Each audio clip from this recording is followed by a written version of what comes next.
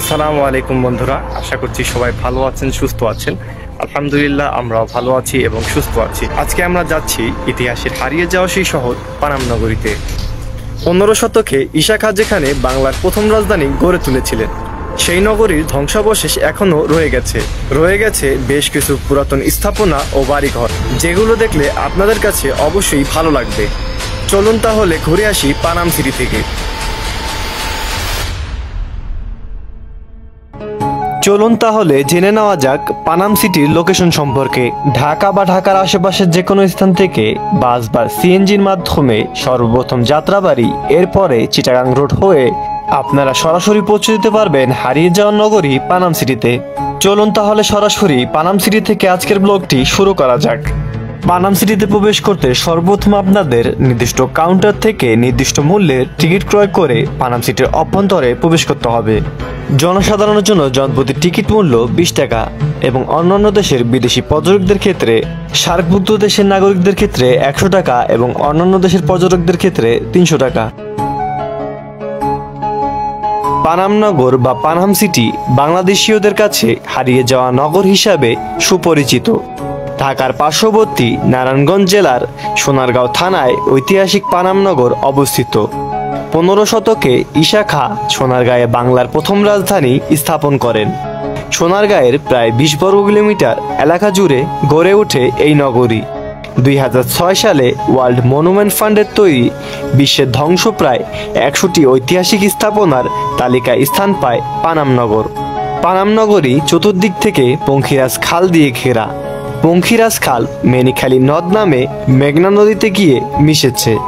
পানাম নগরীর পূর্ব দিকে রয়েছে মেঘনা নদী আর পশ্চিম দিকে শীতলক্ষা। এই নদীপথেই মসলিন রপ্তানি হতো। পানাম নগরীর প্রবেশপথে রয়েছে বিশাল গেট। সূর্যাস্তের সাথে সাথে এই গেট বন্ধ করা হতো।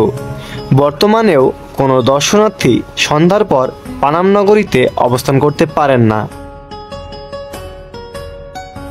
পানাম নগরীর বিভিন্ন স্থাপনার নির্মাণশৈলীতে রয়েছে ভিন্নতার ছাপ। তৎকালীন ধনিক শ্রেণীর এই নগরীর প্রতিটি দালানে রয়েছে অপূর্ব কারুকার্য ও অভিজাত্যের ছোঁয়া। নগরীর বুক চিরে চলে যাওয়া রাস্তার দুই পাশে রয়েছে প্রায় 52টি ভবন। মূল রাস্তার উত্তর দিকে 31টি এবং দক্ষিণ দিকে 21টি ভবন আছে। এই ভবনগুলো কোনো একটি একতলা, আবার কোনো একটি 2 বা 3 তলা বিশিষ্ট। নগরের অভ্যন্তরে আবাসিক ভবন ছাড়াও মসজিদ, গির্জা, মন্দির, মঠ, নাচঘর, চিত্রশালা, পান্থশালা, খাজানিসখানা, দরবার কক্ষ, পুরানো জাদুঘর, গোসলখানা ও গুপ্তপথ রয়েছে। এছাড়াও 400 বছরের পুরানো টাকশাল বাড়ি ও ইস্ট ইন্ডিয়া কোম্পানির তৈরি নীলকুঠির এখানে দেখতে পাওয়া যায়। পানাম নগরীর পরিকল্পনাও নিখুঁত। নগরীর পানি সরবরাহের জন্য দুপাশে 2টি খাল ও 5টি পুকুর আছে। প্রায় প্রতিটি বাড়িতেই আছে কুয়া বা কূপ। নগরীকে জলবদ্ধতা মুক্ত রাখতে করা হয়েছে খালের দিকে ঢালু, আর প্রতিটি বাড়ি পরস্পর থেকে সম্মানজনক দূরত্বে রয়েছে। নগরীর যাতায়াতের জন্য রয়েছে এর একমাত্র রাস্তা, যা এই নগরীর মাঝখান দিয়ে বয়ে গেছে এপাশ ও ওপাশ। পানাম নগরের টিকে থাকা বাড়িগুলোর মধ্যে 52টি বাড়ি উল্লেখযোগ্য। পানাম সড়কের উত্তর পাশে 31টি বাড়ি আর দক্ষিণ পাশে 21টি বাড়ি রয়েছে। বাড়িগুলোর অধিকাংশই আয়তাকার, উত্তর দক্ষিণে বিস্তৃত। উচ্চতা 1 তলা থেকে 3 তলা। বাড়িগুলোর স্থাপত্যে উপনিবেশিকতা ছাড়াও মুঘল, গ্রিক ও গান্ধারা স্থাপত্য শৈলীর সাথে স্থানীয় কারিগরদের শিল্পকুশলতার অপূর্ব সংমিশ্রণ দেখা যায়। মধ্যযুগে সোনারগাঁও বাংলার রাজধানী হওয়ার পর থেকে পানাম নগর ব্যাপক উৎকর্ষ লাভ করে, কিন্তু ব্রিটিশরা বাংলার নিয়ন্ত্রণ নেওয়ার পর থেকে এখানকার সম্ভ্রান্ত মুসলিমরা ব্রিটিশদের সঙ্গে অসহযোগিতা করায় ব্রিটিশরা এখানের বাসিন্দাদের প্রভাব প্রতিপত্তি কমানোর উদ্যোগ নেয়। একই সঙ্গে তারা এখানে উচ্চবর্ণের হিন্দুদের, যারা শুধুমাত্র ব্রিটিশদের সঙ্গে সহায়তা করে, তাদের পুনর্বাসন শুরু করে। ফলে এখানে ক্রমে হিন্দু ব্যবসায়ীদের অবস্থান তৈরি হয়।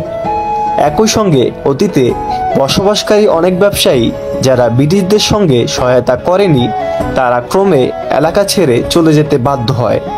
ফলে পানাম নগরের বিস্তীর্ণ এলাকা ক্ষতিগ্রস্ত হয়, ভেঙে ফেলা হয় অনেক বাড়িঘর। এভাবে পানাম নগরের বিস্তীর্ণ এলাকা ধ্বংস হয়ে যায়। বর্তমানে পানাম নগরের রাস্তার দুই ধারে পুরনো যেসব ভবন দেখা যায় তা মূলত ব্রিটিশদের সহায়তায় গড়ে ওঠা ঊনবিংশ এবং বিংশ শতাব্দীর হিন্দু উচ্চবর্ণের ব্যবসায়ীদের তৈরি।